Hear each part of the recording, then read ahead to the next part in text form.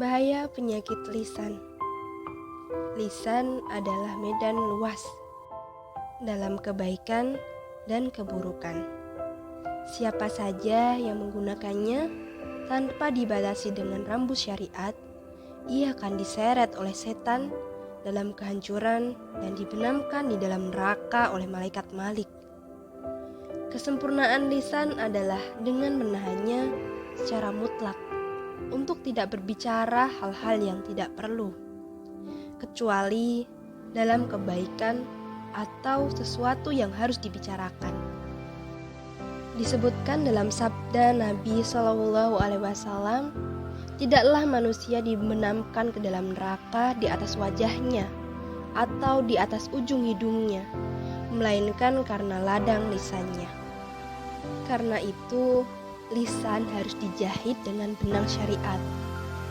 Nabi SAW bersabda, "Barang siapa yang beriman kepada Allah dan hari akhir, maka hendaklah berkata baik atau diam."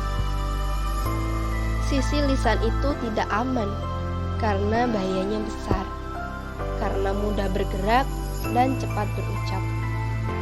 Tidak sedikit orang pada masa kita sekarang ini ditimpa ragam bencana yang di dalamnya lisan itu sendiri adalah buah bibir dan topik pembicaraan mereka.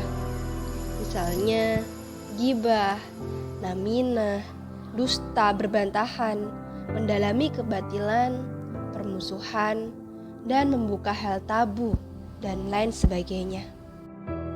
Manakala penyakit-penyakit di atas menjadi kebiasaan dan tabiat lisan, akan terasa berat bagi orang yang diberi perlindungan Allah untuk bersabar dan menahan diri untuk tidak mengucapkannya. Ketahuilah bahwa penyakit lisan bisa membinasakan, tapi di atas hati terasa manis. Penyakit-penyakit tersebut memiliki dorongan dari tabiat atau kebiasaan. Bersabar atas segala sesuatu yang telah menjadi kebiasaan orang, tapi tercela dalam pandangan syariat, memang suatu yang berat, kecuali bagi orang-orang yang diberi pertolongan oleh Allah Subhanahu wa Ta'ala untuk bersabar. Untuk itu, bersabarlah dan berusahalah sekuat tenaga untuk berbicara tentang kebaikan dan diam dalam rangka menghindari kejelekan. Untuk menjaga lisan kita dari hal-hal yang dilarang syariat, maka dalam bab ini akan dijelaskan tentang penyakit-penyakit lisan yang harus dihindari. Semua itu bertujuan agar kita bisa menjaga lisan kita dan menjadikan lisan kita sebagai sumber kebaikan. Penyakit lisan yang pertama yaitu dusta kepada Allah Subhanahu wa Ta'ala. Dusta kepada Allah adalah sejelek-jeleknya dusta. Allah adalah zat yang ditakuti oleh orang-orang beriman dan orang-orang bertakwa. Allah Maha Tahu apa yang terlihat dan tersembunyi di dalam diri seorang manusia. Maka siapakah yang berani berdusta kepada Allah? Dan orang berakal manakah yang berani berdusta kepada Allah? Di antara bentuk-bentuk dusta kepada Allah adalah yang pertama, orang-orang yang menulis kitab dengan tangan mereka lalu berkata, "Ini adalah dari Allah." Mereka adalah orang-orang yang mengarang nas agama lalu berkata, "Ini adalah dari Allah." Hal ini dengan maksud untuk mendapatkan keuntungan duniawi. Artinya, dia akan menjadikan ayat-ayat Allah seperti barang dagangan yang murah dan tidak berarti. Kemudian, mereka akan mengatakan atas nama Allah, padahal Allah tidak memfirmankannya. Dan mereka menisbatkan kepada Allah apa yang tidak disyariatkannya demi memperoleh harta, jabatan, dan kedudukan. Allah Subhanahu wa Ta'ala berfirman, "Maka kecelakaan yang besarlah bagi orang-orang yang menulis Alkitab dengan tangan mereka sendiri." Lalu dikatakannya, "Ini dari Allah." Dengan maksud untuk memperoleh keuntungan yang sedikit dengan perbuatan itu, maka kecelakaan yang besarlah bagi mereka akibat apa yang mereka kerjakan. Quran Surah Al-Baqarah ayat 79. Dalam ayat di atas terdapat ancaman keras dan kebinasaan yang pasti terhadap semua orang yang berdusta kepada Allah atau mengatakan sesuatu yang tidak difirmankan Allah. Kemudian mereka menisbatkan kepada Allah secara palsu dan menipu. Kecelakaan yang dimaksud di sini adalah siksa besar yang dijanjikan oleh Allah kepada orang-orang pendusta, atau kecelakaan itu berupa jurang di dalam neraka jahanam yang di dalamnya mengalir nanah penghuni neraka, atau kecelakaan itu berarti gunung dari api neraka. Imam Al-Qurtubi menafsirkan ayat di atas. Dalam ayat ini sebelumnya terdapat peringatan dan ancaman terhadap orang yang mengubah, mengganti, dan menambahkan syariat Allah. Setiap orang yang mengganti, mengubah, atau mengada-adakan dalam agama Allah dan tidak termasuk dalam agamanya, serta tidak dibolehkan dalam agamanya, maka dia terkena ancaman keras dan siksaan yang teramat pedih. Dalam hal ini, Rasulullah SAW telah memperingatkan umatnya karena Rasul telah diberitahu Allah tentang apa yang akan dialami umatnya pada akhir zaman nanti. Rasulullah SAW bersabda, "Ingatlah, orang-orang sebelum kalian dari golongan ahli kitab telah terpecah menjadi 72 golongan, dan umat ini akan terpecah menjadi 73 golongan. Semuanya masuk ke dalam neraka kecuali satu golongan." Dalam hadis itu, Rasulullah memperingatkan kepada umatnya untuk tidak melakukan sesuatu yang melanggar Alkitab Allah, sunnah Rasulnya, dan sunnah para sahabat Nabi, sehingga mereka akan menyesatkan manusia lainnya, dan ini telah banyak terjadi. Yang kedua, orang-orang yang menghalalkan atau mengharamkan sesuatu berdasarkan hawa nafsunya. Termasuk dalam golongan ini ialah orang yang menghalalkan segala sesuatu yang dilarang Allah atau mengharamkan sesuatu yang telah dibolehkan oleh Allah hanya berdasarkan pendapatannya sendiri tanpa dalil syariah dan dengan tujuan untuk memperoleh dunia atau kekuasaan. Allah telah mengancam orang yang berlaku seperti ini dalam firman-Nya, "Dan janganlah kamu mengatakan terhadap apa yang disebut-sebut oleh lidahmu secara dusta, ini halal dan ini haram, untuk mengada-adakan kebohongan terhadap Allah. Sesungguhnya orang-orang yang mengada-adakan kebohongan terhadap Allah tiadalah beruntung." Quran Surah An-Nahl ayat 116. Yang ketiga, orang-orang yang mengaku sebagai nabi. Allah Subhanahu wa Ta'ala berfirman, "Dan siapakah yang lebih zalim daripada orang yang membuat kedustaan terhadap Allah atau yang berkata telah diwahyukan kepada saya." Quran Surah Al-An'am ayat 93. Artinya, tidak ada yang lebih zalim daripada dusta kepada Allah, baik dia mengaku nabi Allah atau mengklaim bahwa apa yang diomongkan berdasarkan dari wahyu Allah. Kedua golongan ini salah satu lebih tercela dari yang lainnya. Penyakit lisan yang selanjutnya yaitu bohong. Dusta adalah perbuatan atau ucapan tentang sesuatu yang berbeda dengan kenyataan yang telah diketahuinya. Seseorang dianggap berdusta ketika ia menyampaikan berita yang sebenarnya tidaklah pernah ada, atau memoles berita tidak sesuai dengan kejadian dan keadaan yang sebenarnya. Dusta adalah penyakit hati yang dapat menyerang siapa saja. Dusta atau bohong adalah sifat paling tercela yang dimiliki oleh seorang manusia. Dusta adalah aib.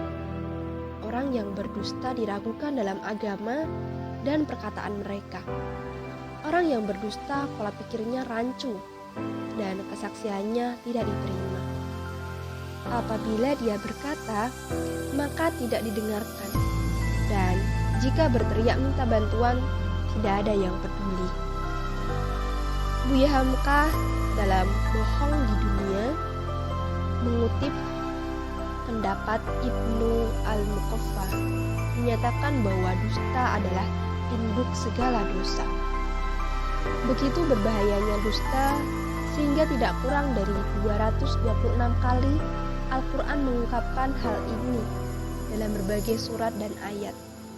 Bahkan di halaman-halaman awal Al-Quran tidak kurang dari 12 ayat Allah membongkar mentalitas pendusta tersebut yang disebutnya sebagai munafik. Dusta sebagai perilaku orang munafik juga ditegaskan sendiri oleh Rasulullah SAW, sebagaimana sabdanya, tanda-tanda orang munafik ada 3. Bila ia berkata, ia dusta; bila ia berjanji, ia akan ingkari; dan bila diberi kepercayaan, ia akan khianat. Ada 3 cara yang dipakai pelaku untuk berdusta dan mempertahankan dustanya. Pertama, angan-angan. Orang yang berdusta selalu dibuai angan-angan bahwa perbuatannya itu tidaklah salah. Ia menyangka bahwa perbuatan dusta adalah hal yang biasa. Angan-angannya juga membisikkan bahwa dosa yang telah dilakukannya tidak akan diketahui orang lain. Semakin besar keinginannya untuk menyembunyikan dustanya, semakin gencarlah ia menutupinya dengan dusta-dusta yang lainnya. Kita barangkali bisa mencontoh bagaimana seorang anak yang melakukan sebuah dusta berupaya menutupi dustanya tersebut dengan dusta-dusta susulan lainnya. Ketika ditanya ibunya, mengapa ia terlambat pulang sekolah? Si anak tadi barangkali menjawab bahwa ia belajar bersama di rumah temannya. Padahal ia sebenarnya tidak belajar bersama di rumah temannya, tetapi ke mall atau bioskop. Lalu, kalau ibunya melanjutkan pertanyaan, di rumah siapa ia belajar bersama? Mau tidak mau, ia akan menjawab pertanyaan tersebut dengan berdusta baru. Ia akan mengatakan belajar di rumah si Budi, misalnya. Kemudian, apabila dilanjutkan pertanyaan mengenai pelajaran apa yang mereka diskusikan dan siapa saja teman-teman diskusinya, tentu ia akan merekayasa dan menjawabnya kembali untuk menutupi dustanya. Demikian seterusnya. Ia semakin dalam tenggelam di lautan dusta. Itulah contoh kecil bagaimana sebuah dusta ditutup dengan dusta-dusta lainnya. Akhirnya, ia pun merasa nikmat dalam dustanya. Ibarat narkoba, dusta semakin membius dan menggerogoti jiwanya, sehingga ia semakin bergantung pada dusta ini dan malah merasa sakit kalau tidak melakukan dusta. Dalam Al-Quran surah Al-Baqarah ayat 9-10, Allah menegaskan tentang penyakit orang munafik yang suka berdusta dan menambah penyakit mereka. Mereka sebenarnya menipu diri sendiri karena tidak mau berkata atau berbuat sebagaimana adanya. Mereka bertopeng untuk menyembunyikan dusta yang mereka lakukan. Dalam firman Allah yang berbunyi, mereka berusaha menipu Allah dan orang-orang yang beriman. Padahal mereka sedang menipu dirinya sendiri. Tetapi mereka sendiri tidak sadar. Di dalam hati mereka terdapat penyakit. Maka Allah semakin menambah parah penyakit itu. Dan mereka akan mendapatkan siksa yang pedih karena dusta mereka. Quran surah Al-Baqarah ayat 9-10. Kedua, ingkar. Kalau orang lain mulai mengetahui dustanya, maka ia segera mengingkarinya. Ia pun membela diri bahwa yang dimaksudkannya tidak sesuai dengan apa yang dipahami oleh orang lain yang mendengarkannya. Ia pun tidak segan-segan membantah apa yang diucapkannya.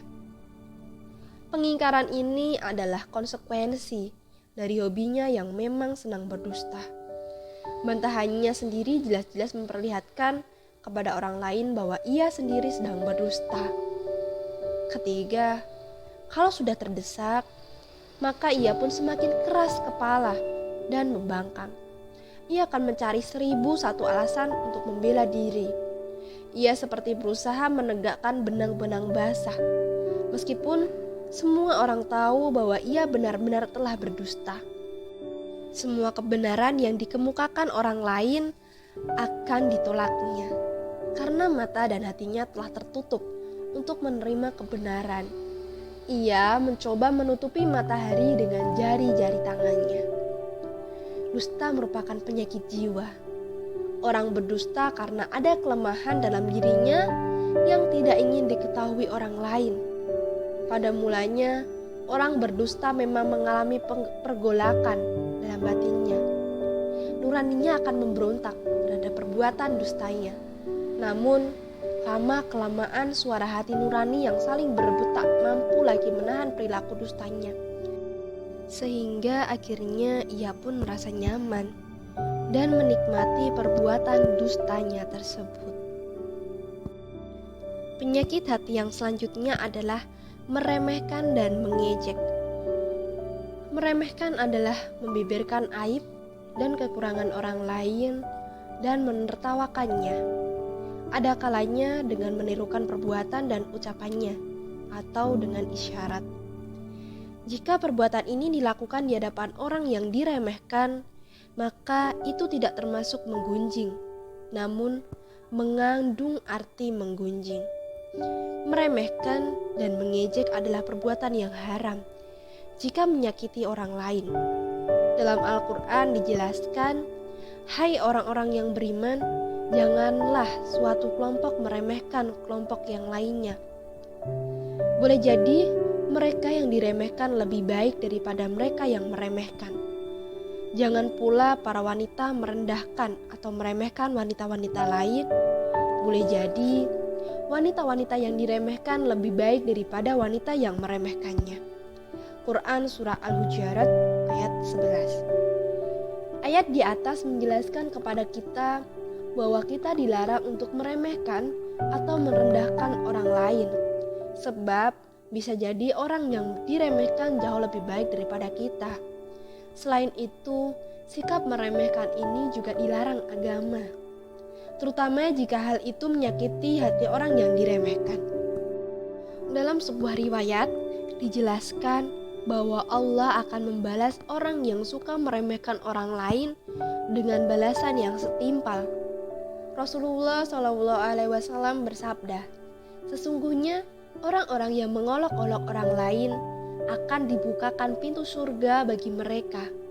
Lalu mereka dipanggil, 'Kemarilah, kemarilah.' Orang itu menuju pintu surga dengan segala kesulitannya dan kesedihannya. Ketika hampir sampai di pintu surga, maka pintu surga itu ditutup. Kemudian dibukakan pintu yang lain. Lalu ia dipanggil, 'Kemarilah, kemarilah.' Ia menuju pintu itu dengan segala kesulitan dan kesedihannya. Ketika ia hampir sampai ke pintu itu, maka pintu tertutup untuknya. Kejadian ini terus berlanjut hingga ketika dibukakan pintu untuknya, lalu ia dipanggil, 'Kemarilah, kemarilah.' Orang itu tidak mau datang lagi. Hadis riwayat Ibnu Abu Dunya.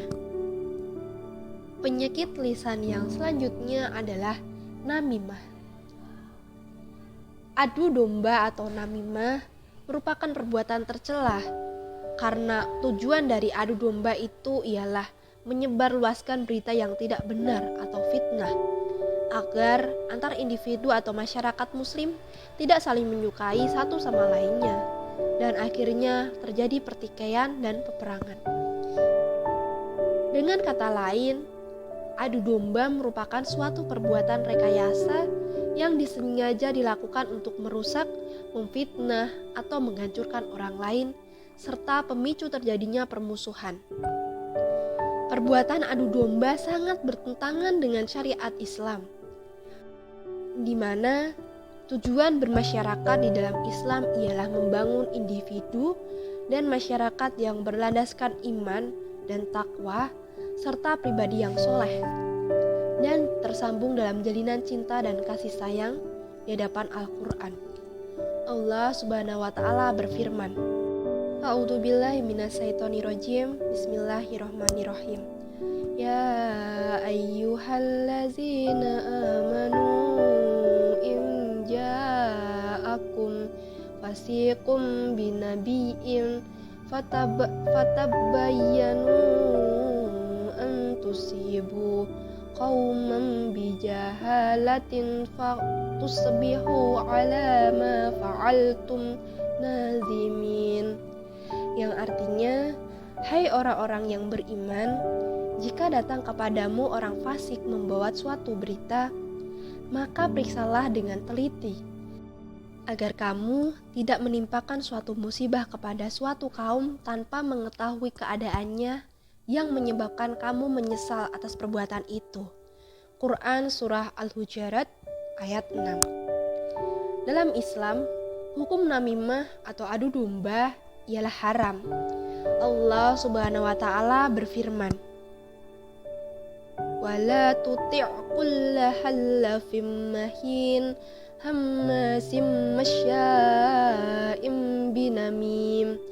Yang artinya, dan janganlah kamu ikuti setiap orang yang banyak bersumpah lagi hina, yang banyak mencela, yang kian kemari menghambur fitnah.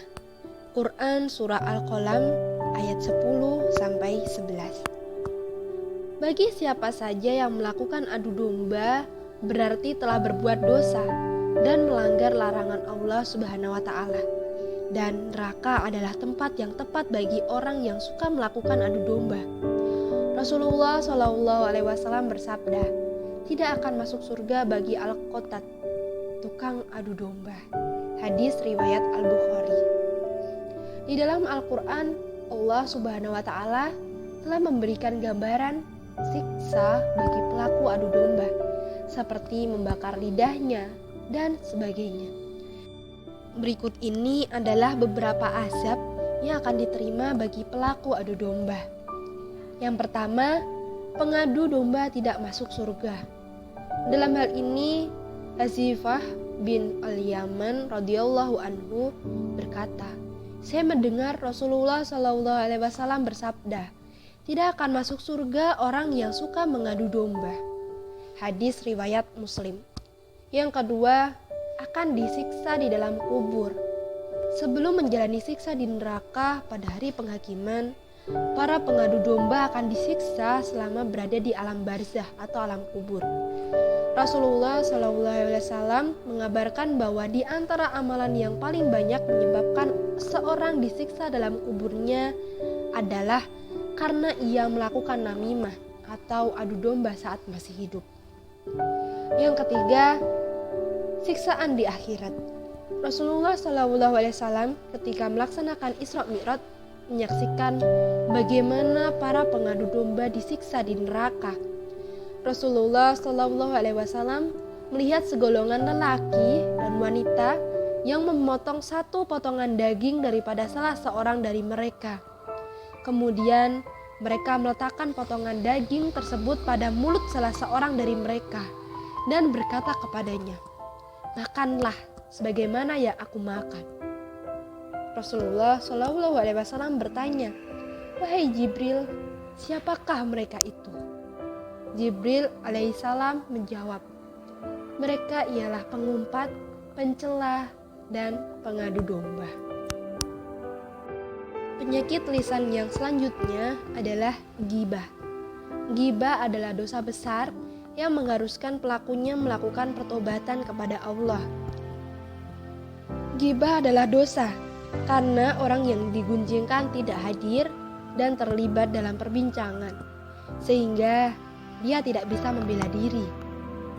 Orang yang diguncingkan tidak bisa melindungi diri dari serangan sekaligus tidak bisa memberikan alasan yang tepat untuk menjelaskan duduk perkaranya. Adapun pengertian ghibah yang sebenarnya dapat diketahui dari hadis yang diriwayatkan Imam Muslim berikut ini. Rasulullah SAW bersabda, tahukah kalian apa itu ghibah? Mereka menjawab, Allah dan Rasulullah yang lebih tahu. Beliau bersabda, yaitu engkau engkau menceritakan tentang saudaramu yang membuatnya tidak suka. Lalu ditanyakan kepada beliau, lalu bagaimana bila kenyataannya saudara saya itu berbuat sebagaimana yang saya ungkapkan? Beliau bersabda, jika cerita yang engkau katakan itu sesuai dengan kenyataan, engkau telah berbuat gibah kepadanya. Dan jika ternyata tidak sesuai dengan kenyataan dirinya, engkau telah berdusta atau namanya berbuat buhtan. Hadis riwayat Muslim. Kesepakatan para ulama atau ijma memutuskan gibah sebagai perbuatan terlarang. Secara umum, tidak ada pengecualian terbebasnya seorang dari aturan ini kecuali beberapa kondisi seperti al-jar wa at-ta'dil, penetapan status dan keaslian perawi hadis, dan pemberian saran yang sepenuh hati atau an-nasihah.